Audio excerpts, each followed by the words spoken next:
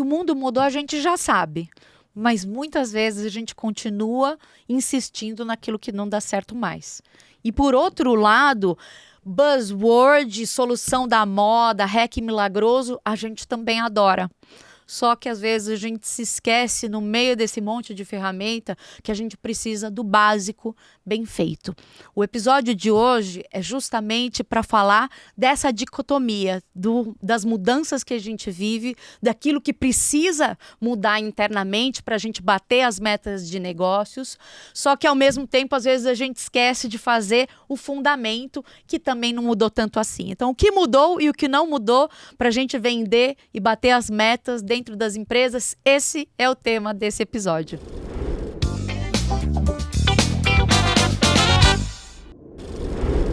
Olá pessoal, bem-vindos e bem-vindas a mais um episódio do podcast Bora Bater Meta. Comigo, a outra Carol Nucci, como co-host. Tô muito feliz de estar aqui com vocês nesse episódio que, gente, tem tudo pra gente falar de tudo, mas eu vou tentar focar, porque o convidado de hoje, que também é muito próximo meu, é como eu, já fez muita coisa em áreas diferentes, conhece muita coisa, mas eu resolvi fazer um recorte, tá? Mas eu acho que no final a gente pode até dar uma desvirtuada na conversa. Mas comecemos assim. A verdade é que, eu não vou falar que todo mundo tá mudando cada vez mais rápido, porque tá. E você sabe, a gente sente no nosso dia a dia, em tudo quanto é lugar. E nesse mundo que muda cada vez mais rápido, clientes mudam cada vez mais rápido, mercado muda, tudo muda, mas há quem insista nas mesmas fórmulas. E quem insiste nas mesmas fórmulas que já não condizem com esse mercado, o que acontece é que às vezes a gente corre o risco de não atingir os objetivos e bater as metas. Só que, por outro lado, nesse mundo que muda cada vez mais rápido, o que também não falta são fórmulas prontas, hacks milagrosos, ferramentas e todo tipo de coisa nova que um ambiente de mudança traz. Só que nesse monte de ferramenta, também tem um simples e básico bem feito que às vezes a gente se esquece de fazer. E eu trouxe para falar sobre as vendas nesse contexto de transformação de clientes, de mercado, mas sem perder a humanidade e as pessoas no centro. Eu trouxe uma pessoa que, antes da gente se conectar de trabalho, a gente se conecta pelos valores. A gente acredita em coisas muito parecidas. A gente se encontrou em um contexto que a gente falou, gente, que coisa maravilhosa. A gente acredita das mesmas coisas, entende das mesmas coisas e se conecta muito bem. Então, vamos trazer essa conexão para cá. Trouxe aqui o Hugo Santos para estar comigo em mais um episódio para falar dessas vendas, desses negócios em contexto de transformação. Hugo, obrigada por aceitar meu convite. Hugo, que é, como eu, palestrinha, consultor, autor, professor, a gente dá aula na SPM junto. Isso. Então a gente já se trombou nessa vida muitas vezes, mas eu vou deixar você se apresentar e trazer aqui a que veio você. Obrigado, Carol. Obrigado demais estar com você aqui. Você, Carol Nucci, Carol Manciola, Bora Bater Meta, é aquele ambiente que a gente fala assim, um dia eu vou estar lá, um dia eu vou estar. E quando eu chamo, me chamaram. Também senti a mesma coisa quando vim pra cá. Me chamaram. A Carol Manciola teve no nosso podcast, né, no Que Não Fazer em Vendas recentemente. Foi divertidíssimo gravar com ela. Então, assim, cara, feliz demais estar aqui com você, porque, como você disse, a gente se conecta por tantos pontos, por tantos valores e por tanto alinhamento, né? E esses bate-papos acabam sendo super divertidos, né? Espero que seja divertido para vocês que vão ver a gente também. É uma réplica de muitos bate-papos que a gente já teve no passado. É isso aí. Para resumir, assim, fazer de uma história longa, curta, né? O ano que vem eu faço 30 anos em vendas, né? Vendas, marketing, atendimento, relacionamento com clientes. 30 anos de idade? Então é que eu comecei com 8, assim, Começou assim, criança, um bebê. Que nada, daqui a pouco já estou fazendo 49 anos, ano que vem já faço 50. Né? Então, assim, 30 anos de vendas técnicas, de marketing para empresas técnicas. Primeiro em automação industrial, então com equipamentos para a área elétrica e controle de indústria, de máquinas. Depois segurança da informação, tecnologia da informação, sistemas de gestão empresarial, CRMs. E ali em 2013, numa crise de que eu vou ser quando eu crescer, nasce a Palestras e Conteúdo, que é a minha empresa de palestras e conteúdos corporativos, né? Então, há mais de 10 anos atuando em palestras, workshops, vivências sobre vendas, marketing e outras questões, e com as consultorias também, né? Hoje a gente tem uma consultoria de marketing que é focada em montar house de marketing para empresa de tecnologia, né? Empresas muito consultivas. E, claro, as consultorias de vendas também. Mais recentemente, nessa onda de marketing, vendas e empreendedorismo, né? 2 livros lançados, um sobre o mundo omnichannel, o outro sobre chama Metamorfose Empreendedora. Esses 2 livros têm alguns milhares de leitores. E aí, recentemente, o Caçulinha, que é o Inocente Digital, né? Um livro onde eu falo sobre o subtítulo do livro, né? É como desbugar a mente num mundo digital e acelerado. Que aí não é um livro técnico, é um livro de comportamento, de comunicação, mas que se apropria desse desafio de sermos todos inocentes digitais num mundo que está cada vez mais acelerado, cada vez mais digitalizado, e a gente precisa desbugar nossa mente, a gente precisa se preparar sobre isso. Fora isso, sou pai do Vitor, que é um rapaz, um jovem adulto já de 27 anos, a Estelinha, que está fazendo 14 anos, acabou de fazer 14 anos também, e esposo há 27 anos daquela belezura ali. Oi, amor, tudo bom? A Janete está aqui acompanhando a gente. 32 anos juntos.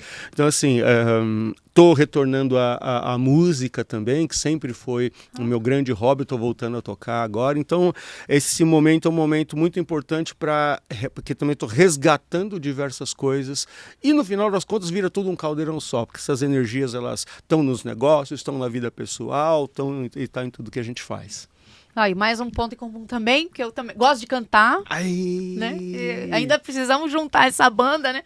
Luiz, meu marido, baterista, a gente precisa juntar esses instrumentos aqui pra gente se juntar. Hugo, vamos começar a falar um pouco dessa transformação. Uma coisa que eu tenho...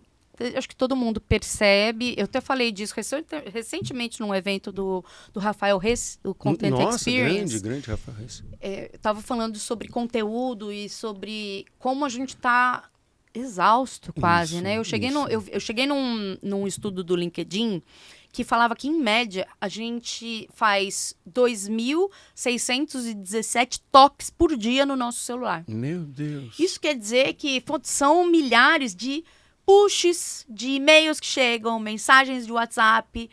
Isso é todo momento. Isso que eu tô falando só do celular. Não tô falando de computador, não tô falando de tablet, não tô falando de televisão, não tô falando de a gente olhando media out of home. Tem tanta coisa acontecendo, né?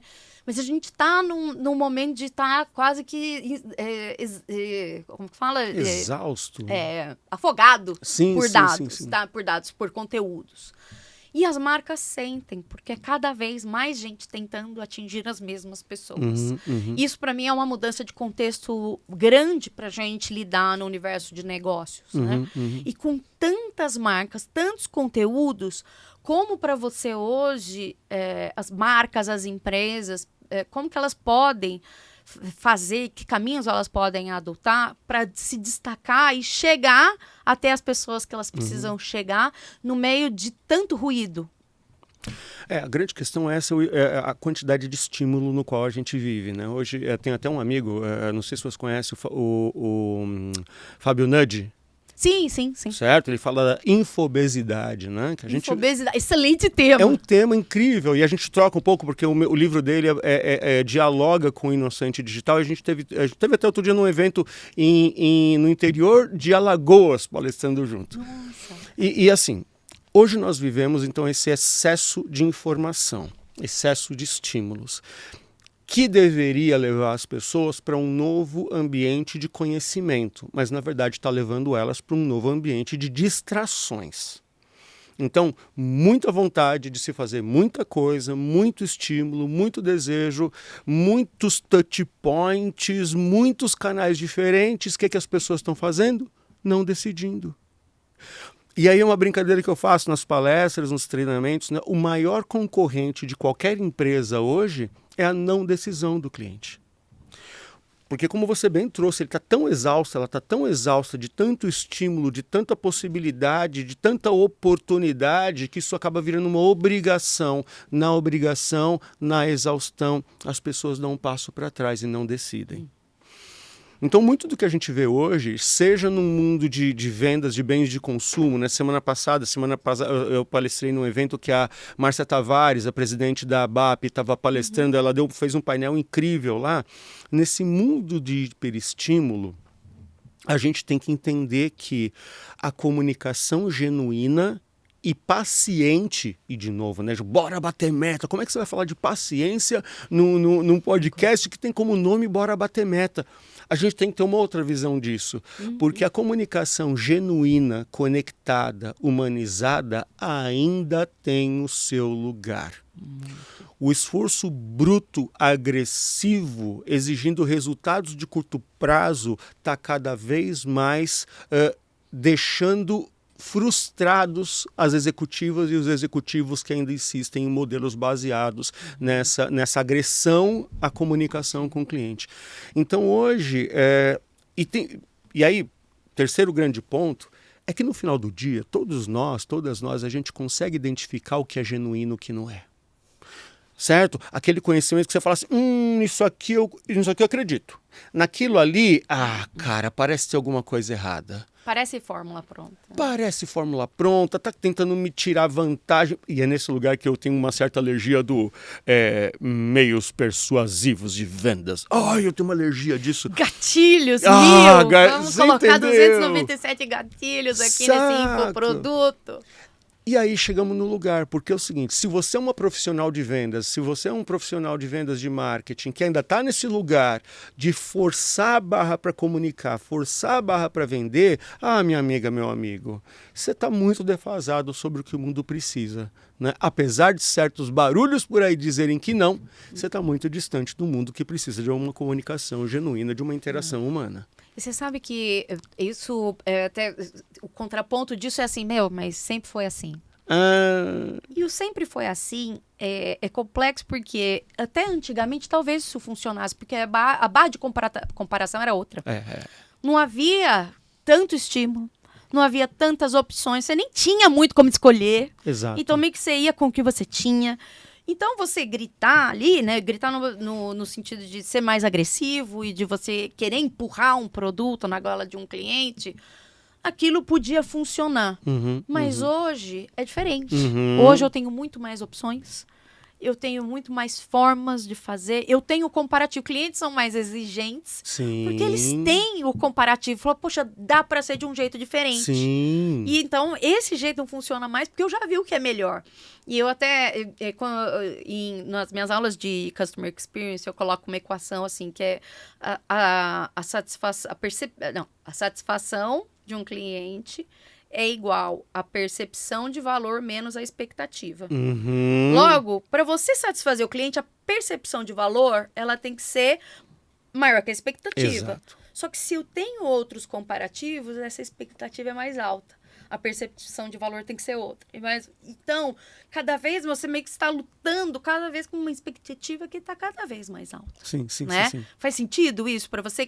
E olhando para isso, para mim, a necessidade de adotar outros caminhos é entender, ter um olhar até mais abrangente para essa concorrência, que além de ser uma concorrência pelo estímulo, pelo não comprar, é um comparativo com mercados que nem são seus. Sim. Tanto que, por exemplo, pessoas decisoras de B2B, elas exigem uma experiência tão boa como se estivessem comprando no B2C. Misturou porque ela falou, tudo. nossa, se eu sou atendido assim como cliente, por que eu não posso ser atendido assim no meu trabalho?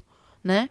Como que você vê essa mudança de aumento de expectativa versus o que a gente precisa fazer para superar as expectativas dos clientes? Primeiro sobre a questão da expectativa, né? Régua é uma coisa que só sobe. Cada vez que você tem uma expectativa melhor... Quer ver? Eu vou fazer uma pergunta para você. Você gosta de pão de queijo? Amo. Legal. Então, provavelmente você não lembra o primeiro pão de queijo que você comeu. Mas qual foi o melhor pão de queijo que você comeu? Meu, é engraçado. Eu vou mandar isso aqui pro meu padrinho. Não sei se você conhece o Gabriel Costa, o mineiro. Acho que sim. Ele fala muito de growth, ele é do OGL. Sim. Ele é meu padrinho de casamento. Ah, mas olha... E ele e a Bel sempre trazem o pão de queijo que a mãe deles compra em Minas e traz pra eles em São Paulo. E eles trazem o saco do pão de queijo pra mim. E esse virou o melhor pão de queijo ever. E aí esse lance, qualquer outro pão de queijo que você for comer, já era. é sempre em comparação com esse pão de queijo, então, que é o creme de la creme dos pão de queijo. A régua só sobe, nunca mais desce. Ah, mas meu cliente é muito exigente. Se lascou, porque o mercado subiu a régua dele, ninguém mais desce. Beleza? Sobre concorrência. Na padaria, num domingo, 30 graus do lado de fora, a Coca-Cola, ela é concorrente da Que Bom. Ah, concorrências diretas e indiretas. A gente tem que entender esse processo, né? Por quê? E aí a questão. Os dois resolvem o mesmo problema na ponta. Legal?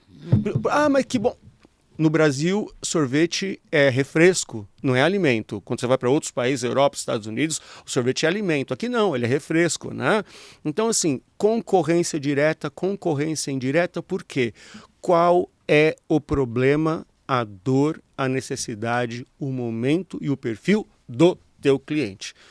Tudo tem que estar em função disso. Tudo tem que estar em função disso. Então, a grande questão, né, seja B2B, seja B2B, B2C, B2B acaba sendo muito mais a minha escola, é que empresas que não se desprodutificam para entender que no final do dia, se elas não resolvem o problema do cliente, elas não estão resolvendo nada, são as empresas que eu percebo que mais estão passando por dificuldade de se reposicionar nesse mundo de transformação que a gente vive.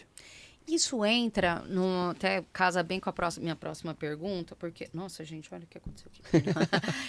Que no meio de tanta mudança, e tanta buzzword, e tanta IA polvilhando os negócios, tecnologia, ferramentas, fórmulas, hacks, etc. Existe sim um básico bem feito. Muito. Que talvez não tenha mudado tanto. Mudou o contexto, mas a necessidade de se fazer não mudou. Então, às vezes, a gente fica, de novo, tão preocupado com seguir aquele hack, o novo método, a nova hype, que a gente se esquece do que fundamenta o negócio, do que fundamenta a operação. E eu queria ouvir de você o que é esse básico bem feito para fazer um negócio crescer de forma sustentável. Muito bom. Bom, para começar, vamos pegar a tua frase, crescer de forma sustentável. Vamos começar pelo sustentável. Não é crescer de qualquer jeito. Exatamente, né? Porque assim, muitas vezes eu vejo empresas acelerando vendas, só que o avião deles está com o bico apontando para baixo. É o jeito, acelerou, é o jeito mais fácil do acidente acontecer antes. Verdade. Então, primeiro pela sustentabilidade. Tanto vendedoras e vendedores precisam compreender que não existe vender a qualquer custo. Então, desde as lideranças, é uma troca entre liderança, seus liderados, entre estratégia empresarial, papo de diredono ou de diredona. Não existe vender a qualquer custo, não existe vender para qualquer cliente, não existe vender em qualquer situação. Empresas, elas têm que olhar por lucro. Esse lucro pode ser compreendido de diversas formas diferentes, né? Lucro social, lucro que está na experiência do cliente, lucro financeiro. Então a gente pode olhar assim por diversas formas. Mas empresas que não têm como consciência a sustentabilidade do negócio, ela precisa repensar o negócio, né? Então, aí sim eu vou pensar em crescer. Quando a empresa é nascente, quando a empresa está começando, e a gente que lida muito com startup, a gente vai falar de persona. Uma persona, na grande maioria das vezes, é meio um desconfiômetro. Entra naquele lugar da achologia. Eu acho que está o mercado, eu acho que está o cliente. Ok, se esses ensaios já são super sensíveis e precisam de atenção numa startup, numa empresa nascente, que dirá numa empresa já posta? Que aí a gente está falando de crescimento. Então, se para uma empresa nascente você ainda pode falar de persona, numa empresa já posta, você não pode se dar o direito de se conectar tanto nisso. Você tem que se conectar em perfil de cliente ideal. Espera aí, cara. Você já sabe qual cliente que compra mais. Você já sabe qual cliente que compra menos. Você sabe qual tipo de mercado que o teu produto ou serviço tem mais adesão. Você sabe qual tipo de maturidade do cliente te permite entregar com mais tempo, com mais qualidade, com mais experiência. E por essa questão, o cliente vai ficar mais tempo. Não te desgarra desse conhecimento. Te aprofunda cada vez mais nessa compreensão do cliente, porque é ali, a partir desse conhecimento, que você vai fazer o crescimento sustentável, a partir das experiências que você já tem.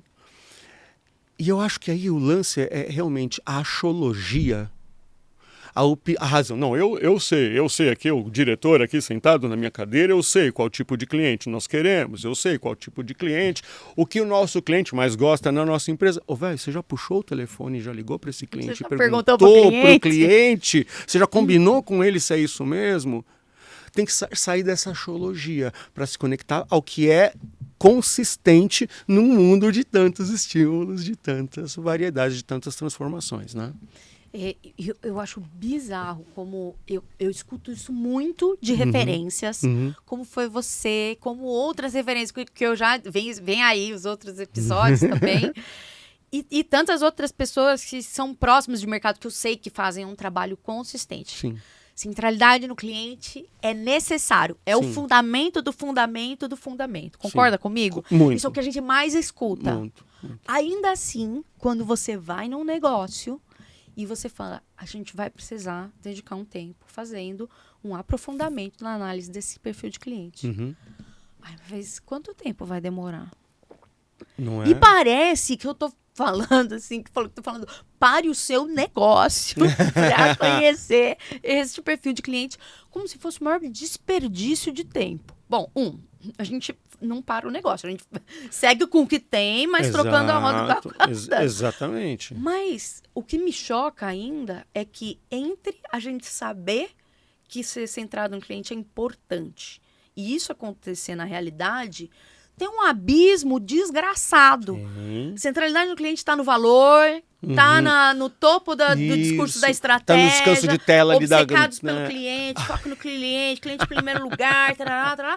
Quando você vai para a operação, isso caduca em muitos níveis. Sim. E eu queria ouvir de você, onde que você acha que estão as maiores barreiras para a gente conseguir, de fato, colocar os clientes no centro da tomada de decisão, no centro do sistema que está ali em volta do negócio? Eita! Sabe por que as empresas, empresárias, empresários, executivos têm essa dificuldade? Porque dói. Dói. Quando eu aqui, vamos colocar dois grandes patamares aqui, né? Diredonos e diredonas.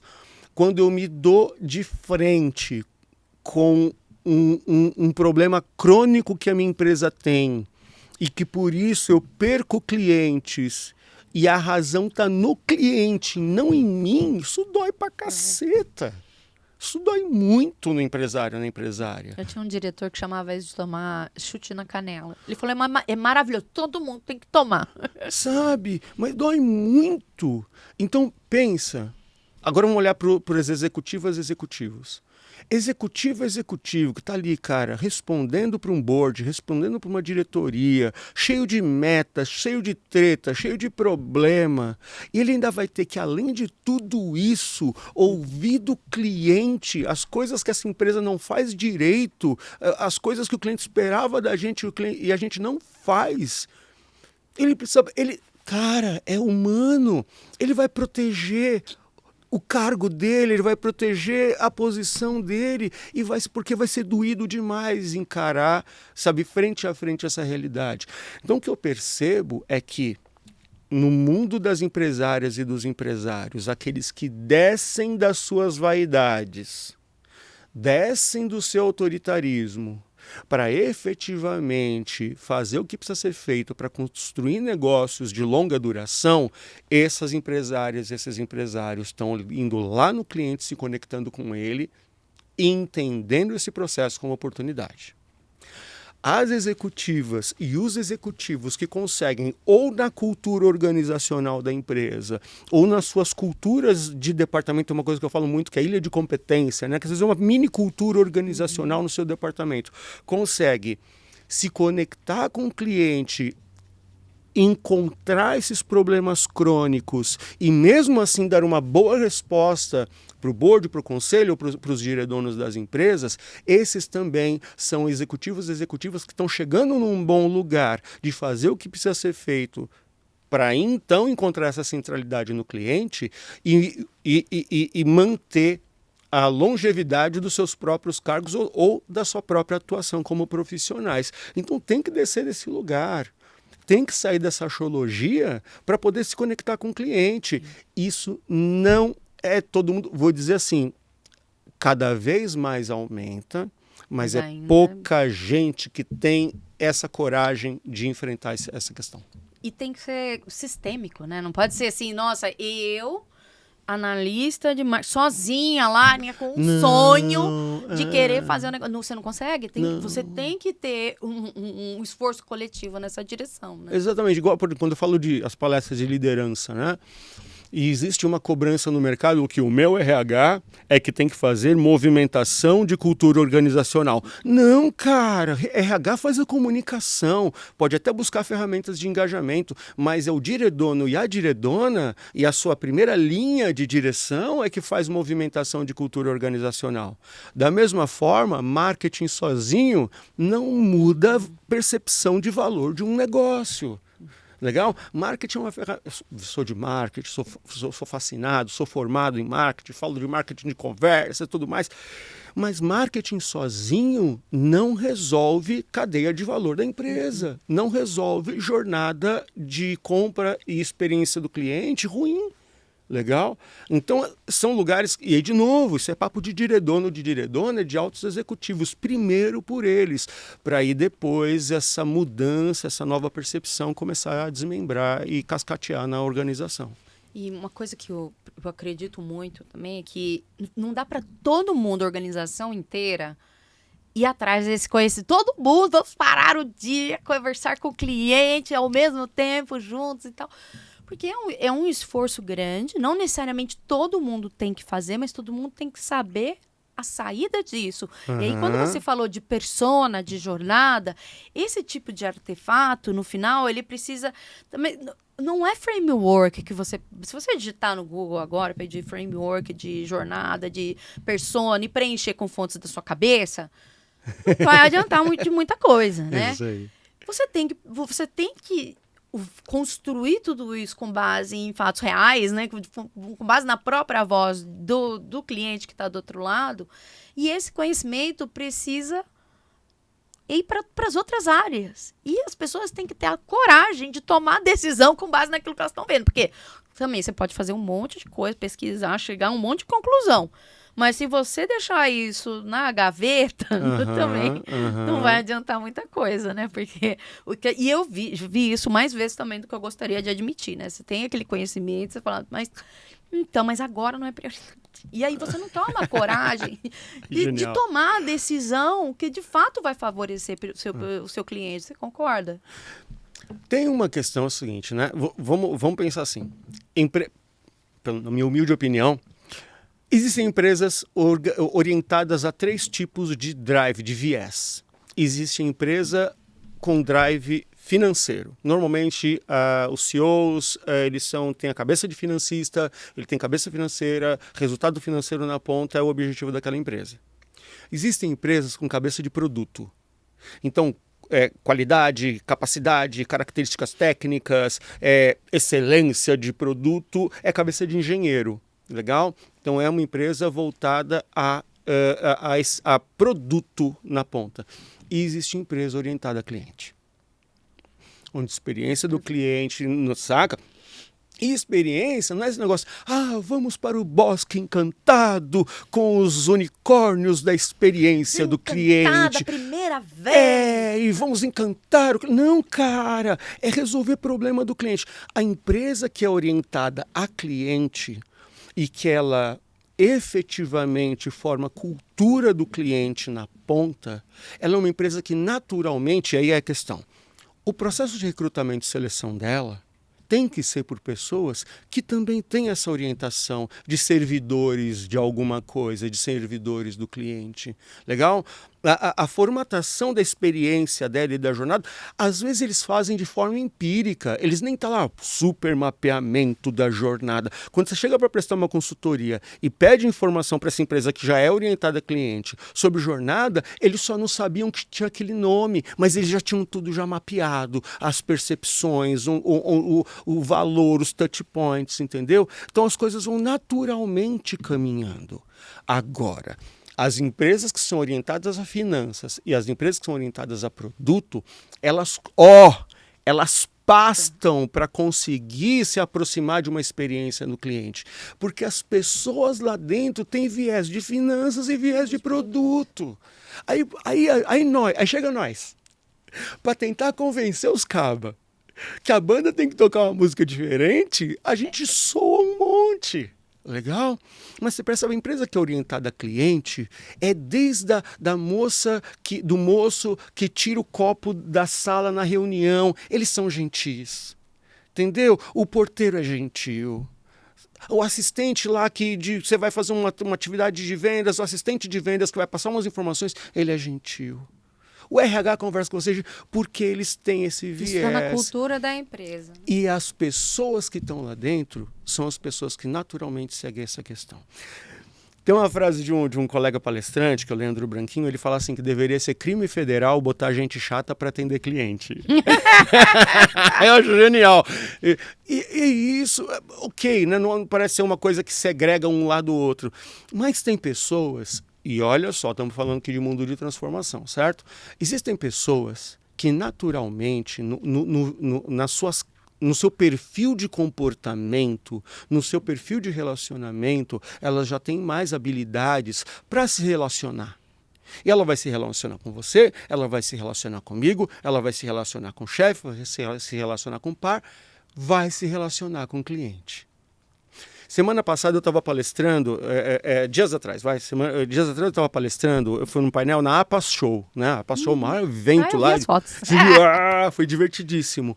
E uma das questões que eu abordei ali no painel foi o seguinte, pera lá, quando eu estou contratando essas pessoas para minha organização, já tenho naturalmente aqui a minha organização, eu já quero que ela seja, eu já percebo que ela está ou preciso que ela esteja mais voltada a cliente.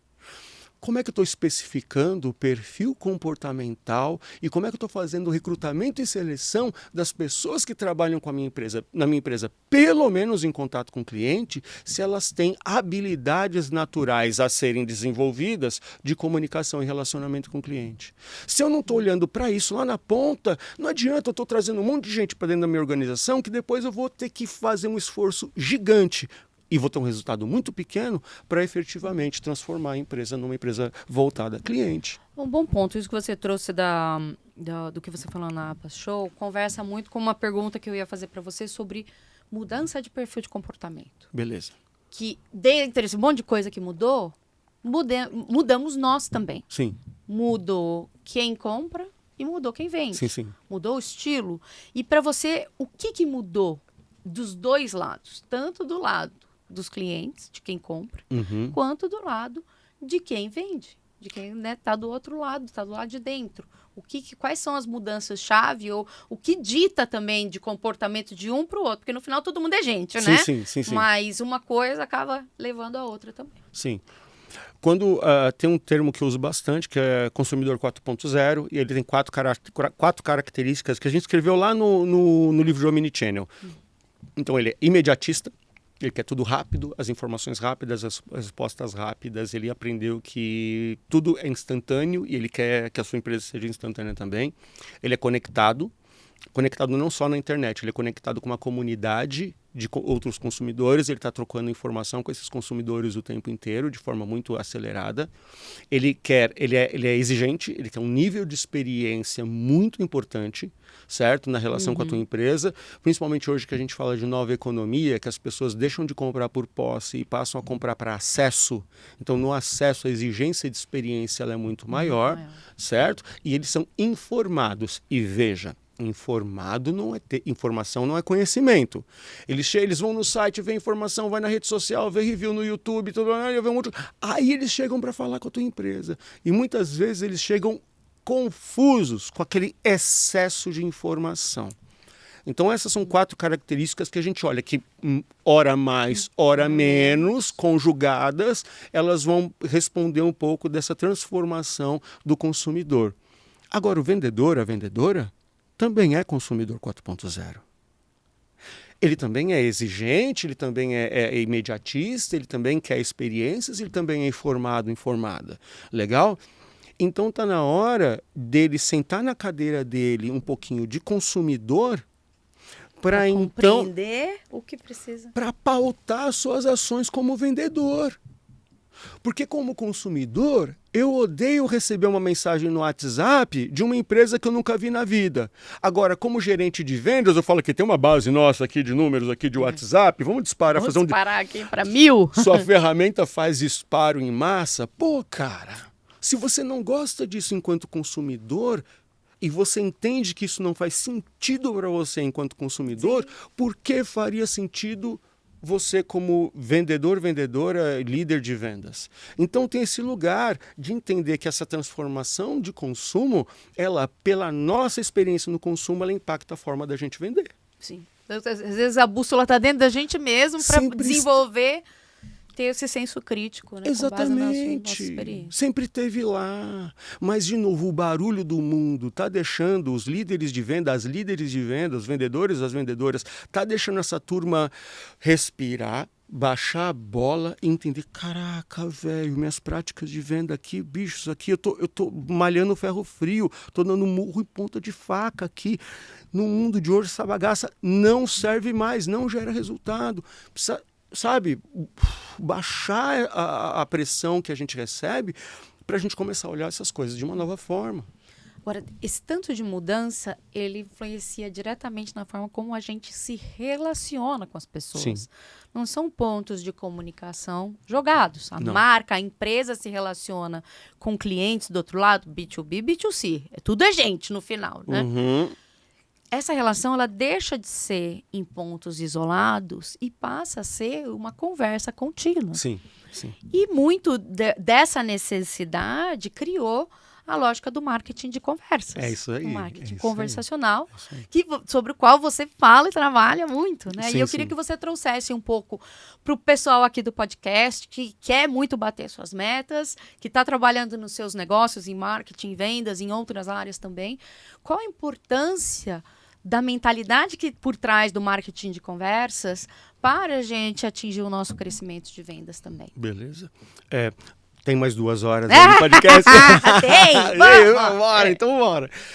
O marketing de conversas, ele parte de 2, 3 grandes pontos. Primeiro é o seguinte, o marketing digital como a gente conhece hoje não entrega mais resultado, ponto. Então assim, fiz uma campanha, botei numa landing page, as pessoas convertem lá na landing page, aí eu pego esse lead, jogo para vendas, faço contato, tem uma oportunidade. Isso aí, Fim. cara. Pronto, acabou. Fim, acabou. Que legal. Isso acabou há muito tempo. A gente percebe que aquele funil que a gente adorava desenhar ele lá em 2016, 17, 18, do inbound marketing, ele não funciona mais. E ele não funciona por alguns motivos. O mundo da audiência, da primeira conexão, até chegar no ponto da primeira conversão, ele está muito maior. Ele está maior do que ele já foi em qualquer tempo. E emaranhado, né? Completamente. Então eu vou ver você num evento, e aí eu vou ver numa rede social, e aí eu vou começar um contato pela rede social, eu vou clicar e vou começar a falar no WhatsApp, mas vou te deixar no vácuo, legal? Aí depois, um dia do nada, eu vou ligar para sua empresa. sabe? Fala, pô, agora eu falo, então isso está gigantesco. Os pontos de contato estão em um número cada vez maior, emaranhados, e essa jornada do cliente está cada vez mais ampla. Sim. Então o marketing digital, como a gente conheceu ele até agora, ele não funciona mais, principalmente aqui para a gente falando, que é o meu campo, que é das vendas B2B. Legal? Primeira questão é essa. Segunda questão é o cliente, num mundo onde a quantidade de ofertas possíveis é gigante para resolver um mesmo problema, legal? E num mundo onde esses clientes estão impactados por inúmeros desafios ao mesmo tempo, legal? Chega mais rápido quem criar uma percepção de segurança nesse cliente. Legal? Então, assim, por isso que existe um grande o mundo do marketing digital ainda dialoga, mas briga muito com o mundo do outbound, das prospecções e tudo mais, porque um fica tentando resolver o problema do outro quando os dois deveriam resolver o mesmo problema. Então esse cliente, a jornada de compra dele está cada vez mais longa, legal? Só que como ele cria ele cria os seus ídolos ao longo dessa jornada, no momento onde ele amadurecer para a compra, aquela marca, aquela empresa que tiver um relacionamento mais maduro e seguro para esse cliente, salta na frente. Por isso que muitas vezes quem fala assim, marketing de hoje, Hugo, do nada, chega um cliente que eu nunca vi, super maduro para comprar, e ao mesmo tempo tem centenas que chegam. Eu fico super feliz enquanto marketing achando que gerei um lead e eles somem. Então o marketing de conversas ele parte basicamente do seguinte ponto, vem para o lugar de produção de conteúdo? Vem, mas ele vem para o lugar de relacionamentos que passam a estar nos meios de conversação dinâmica e digital. É WhatsApp, é DM de Instagram, é LinkedIn, são lugares onde as conversas acontecem, acompanhando uma jornada mais longa do cliente e reaproveitando os leads. Então uma discussão que a gente faz muito é assim, um lead gerado que vai para o WhatsApp, eu mapeei ele o suficiente para graciosamente fazer um remarketing dele em outras redes sociais? Eu colhi dele a aceitação para graciosamente, respeitosamente mandar uma informação que pode trazer ele de volta? Legal? Eu estou gerando valor desde o primeiro contato para que ele, no momento que ele amadurecer a demanda dele, nossa, Carol Nucci, nossa, por que eu não pensei antes? E vai fazer contato com a Carol Nucci? Então, num mundo de exigência de resultado em curto espaço de tempo, tem gente falando que marketing de conversas é mandar mensagem de WhatsApp em massa. Nunca é, nunca foi e nunca será. Legal? Marketing de conversas não é. Quando eu faço palestra na RD Summit, eu falei isso. Primeira coisa, gente, leiam essa frase aqui comigo. Aí tá a frase lá, marketing de conversas não é mandar mensagem em massa. Leiam mais uma vez. Porque a gente brinca com isso, porque não pode ir para esse lugar. Mas marketing de conversa está levando o marketing e os profissionais de marketing digital a lidar com uma complexidade que eles não estavam esperando. Sim. Eles nunca lidam, por mais que o inbound marketing já tinha suas complexidades, o marketing de conversas ele é muito mais complexo, exige muito mais experimento, muito mais teste, muito mais mapeamento para ir a médio prazo se chegar nos seus resultados. E aí entra uma coisa que eu falo bastante, que é saber trabalhar a personalização com contexto. Aquilo que você chama de segurança, eu geralmente chamo de confiança. Boa! Porque, no final, o que a gente quer é aumentar a confiança ao longo do tempo da jornada. Sim. Isso dá vontade... Sempre que o cliente tiver confiança para ir para o próximo passo, esse cliente irá para o próximo passo. Né? E eu preciso dar os meios para desenvolver essa confiança para esse cliente. E uma das coisas que nos ajuda é saber ler o contexto. E as ferramentas que a gente tem hoje de personalização, de IA, elas são muito boas funcionalmente. Uhum. Elas vão chegar na pessoa certa, mas não é um desafio de precisão, é de momento. Aí. Porque, você concorda? Quando você muito. falou sobre o momento Muito, certo, muito. a gente hoje, a complexidade para mim, ela vem de saber ler o contexto da pessoa. Aham. É saber ler aquele momento, entender, pegar os sinais de intenção de compra. Isso que você falou de atingir respeitosamente a pessoa naquele momento, é isso. É você Aham. conseguir compreender que naquele momento a pessoa está apta, está no momento para receber essa mensagem e não sair metralhando ela. Hoje, quanto puxa a gente não recebe de madrugada, coisa que não tem nada a ver. Um exemplo que eu gosto de trazer, é um exemplo que está no nosso dia, é tipo o iFood. O iFood, o tipo de push que o iFood manda no almoço é diferente do push que ele manda na janta Sim, ou sim. no fim de semana. Porque no almoço, eu quero rapidez, eu quero praticidade, até a forma como prioriza ali Uhum. os restaurantes. Os que chegam mais rápido. Os chegam mais rápido, porque Vai. o maior motivo de abandono de carrinho do pessoal lá é justamente o não chegar a tempo. É isso aí. Então, o push no almoço tem que ser às 11 da manhã, para a pessoa lembrar de pedir. Então, eu estou levando em consideração o contexto daquela pessoa. Agora, vou pedir uma comida legal num sábado à noite, tem tempo, quero escolher com calma, dar uma olhada no gourmet aqui. Outro negócio, É isso aí. outro contexto, né? Como que você vê essa lógica de interpretar os sinais de contexto do marketing de conversas? Muito bom. Uma das principais coisas que se fala no marketing de conversa é o uso das ferramentas de inteligência artificial generativa para criar agentes virtuais, agentes digitais que façam a primeira personalização, certo? Certo. Aí entra um mito, que é o mito da varinha mágica inteligência artificial. Que as coisas que se faça inteligência artificial nessa empresa e tudo estará pronto. É um mito gigantesco. Hoje, os projetos de inteligência artificial aplicados a agentes virtuais que eu vejo mais falhar, sabe o que eles falham? Por falta de informação base das empresas. Entendeu? Então, assim, ele não sabe quando o cliente compra, ele não sabe como o cliente compra, ele não tem registrado. E aí, tem uma pergunta sua que você puxou um negócio que eu vou voltar lá. Ele não tem um CRM bem montado, minimamente organizado, com as informações históricas do mercado que ele quer atender. Ele não tem uma base de conhecimento sobre as suas soluções, sobre os seus produtos, sobre casos de sucesso que dá certo em determinados contextos e quer treinar a inteligência artificial. Sim. Sem essas informações, você vai treinar o quê, meu filho? Entendeu? Então, sem conhecimento estrutural registrado, sem ritos claros que geraram histórico, seja do ponto de vista comercial, seja do ponto de vista de entrega de solução, você não treina IA, não. Então, quando você vê um iFood, como você trouxe, certo? Falando como eles... Por quê? Porque eles têm uma... E aí, né? Data Lake, né? Um lago de dados.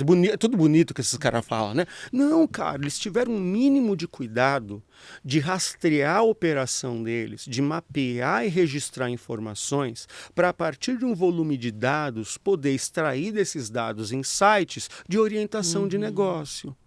Aí tem dois grandes mitos, não? Esse mito da varinha de condão, que fala assim, ó, que se faça IA nessa empresa, legal. E o outro mito é de que só iFoods conseguem fazer. Entendeu? Perfeito. Só Amazons conseguem fazer, porque esses caras são grandes, eles gastam milhares de milhões de reais. Tive num evento esses dias que falava só de inteligência artificial e aplicação de inteligência artificial. Legal? Grandes bancos. E aí, de novo, lembra das orientações? Grandes bancos, por exemplo, que já há muito tempo têm seus processos mais definidos e sua estrutura de dados, de legado já estão saindo muito na frente. Outras organizações que deixaram isso para trás estão tentando criar dados para gerar personalização. Então é uma coisa que eu falo assim, seja você de uma empresa de grande porte, seja você de uma empresa de médio porte, ou seja você de uma empresa de menor porte, mas fazendo as suas experimentações, começa com o básico. Cara, você tem um registro dos teus clientes.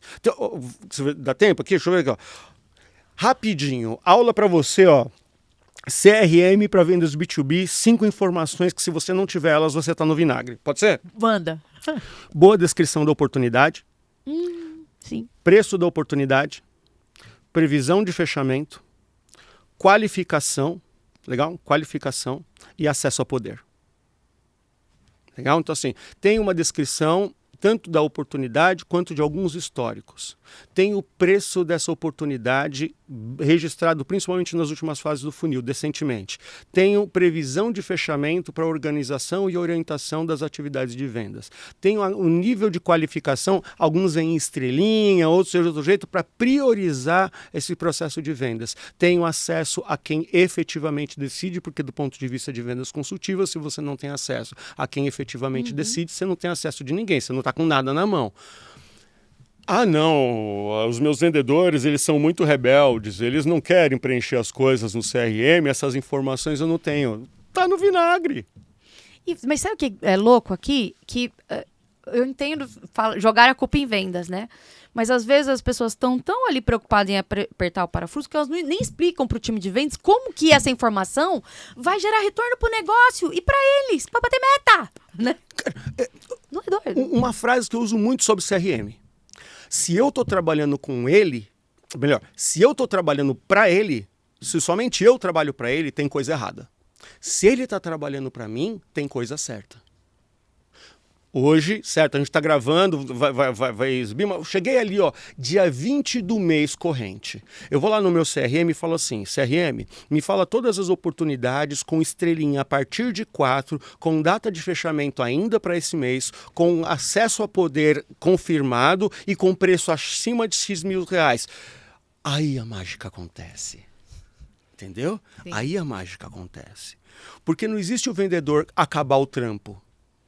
Vendedor prioriza suas atividades. E quando ele tem um CRM que é conciso, que é objetivo, que ele aprendeu por que preencher do jeito que tem que preencher, e ele chega num momento desse, ele tem uma ferramenta que trabalha por ele.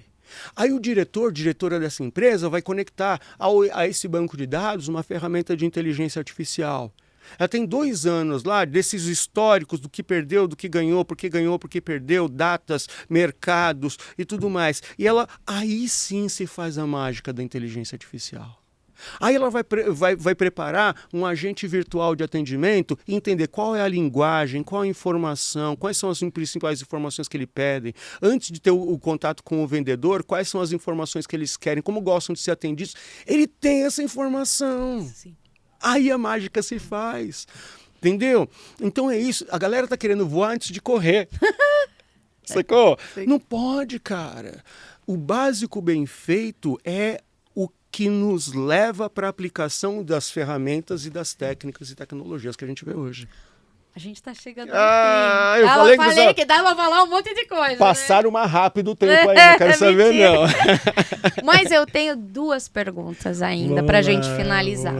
A gente falou muito desse vender para um novo contexto, falou de coisas que mudaram, mas a gente ainda usa as mesmas fórmulas, sim. Fórmulas demais que não necessariamente utilizam o básico bem feito. Sim. Considerando esse paradoxo, essa dicotomia, como que você resume o vender atualmente? O que a gente precisa para vender melhor, considerando o contexto digital atual? Legal.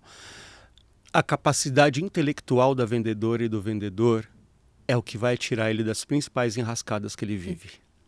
A capacidade de cognição da vendedora e do vendedor é o que vai tirar ele das enrascadas.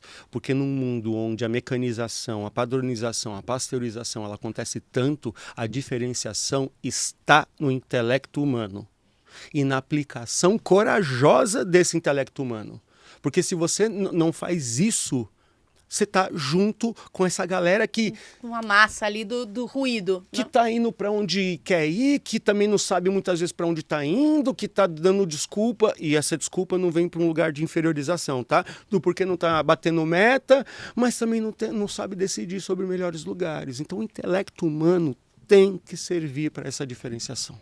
E tem que desenvolver, né? O time tem que investir nesse desenvolvimento também. Exato. Eu e você somos pessoas que estão aí. Estão estudando e viajando e escutando os coleguinhas, e lendo livro e se despindo da nossa razão. Porque pra gente que tá no palco, muitas vezes, a gente tem esse compromisso de estar no palco, de falar de coisas que a gente vive no dia a dia. Muitas vezes a gente chega no palco, pra estar nesse palco, a gente fala assim, caraca, as coisas que eu fiz o ano passado já não estão servindo esse ano. Preciso voltar para as minhas bases. E a teoria e a prática vão brincando. Para poder estar de pezão no palco, né? É isso. Para finalizar, agora vamos com a nossa pergunta clássica do podcast. Boa. Que são 2 dicas. Eu vou pedir dicas. 2 dicas para você. Uma para bater as metas de negócio e uma para bater as metas da vida. Para você deixar para a nossa audiência aqui. Beleza. Bater metas de negócio. Simplifica e prioriza. Simplifica e prioriza. Nós estamos passando por um ano desafiador no contexto de negócio geral. Legal, tem muito barulho por aí. Muito. Tem muito barulho por aí, tem muito barulho. Simplifica teu processo, simplifica tua atuação, sabe? Torna mais palpável, mais seguro e prioriza. Vai naquilo que você, em função do teu histórico, entendeu que é ali que vai dar mais resultado. É ali que tem questões mais seguras, mais oportunidade, mais propriedade. Depois que você vai para essa... Aí depois você vai cuidar de outras coisas. Não se deixa distrair pelas distrações do mundo, não. Acho que sobre meta de negócio eu diria isso. Sobre meta de vida, eu diria até um contraponto. Eu acho que assim, a vida não se resolve em curto espaço de tempo. Pensa nas coisas que você resolveu na sua vida. Para você que está assistindo a gente aí, pensa coisas que você resolveu na sua vida. Elas não se resolvem em curto espaço de tempo. Então, a meta de vida que realmente importa para a gente é aquela que a gente respira fundo, olha ela ali na frente, mas se põe a andar sem desespero de alcançar. Porque a vida é dinâmica, as coisas vão te levar para um lado e para o outro, as dificuldades vão... Mas aquela meta lá, quando você percebe, você fala assim, caraca, cheguei, cara, cheguei onde eu queria. Porque a vida não se resolve em curto espaço de tempo. Né? Igual a brincadeira lá do começo, né? A gente vai chegando nos 50 anos de idade, fica um pouco mais fácil de ter essa percepção. Então, para quem é mais velho, ou para quem é da minha idade, ou para quem é mais jovem, eu diria isso, a vida não se resolve em curto espaço de tempo. Faça a gestão dessa expectativa. Faça a gestão da sua expectativa. Genial. Faça a gestão da sua expectativa com relação às suas metas de vida. Hugo, muito obrigada. Muito eu obrigada por ter vindo. Obrigado. Pessoal, espero que vocês tenham se divertido com esse papo, que teve de tudo, mas teve muita contemporaneidade naquilo que a gente precisa fazer para bater todas as metas aqui, gerando as expectativas. Pessoal, obrigada mais uma vez por estarem com a gente e até a próxima. É isso aí. Valeu, gente. Até mais. Aê.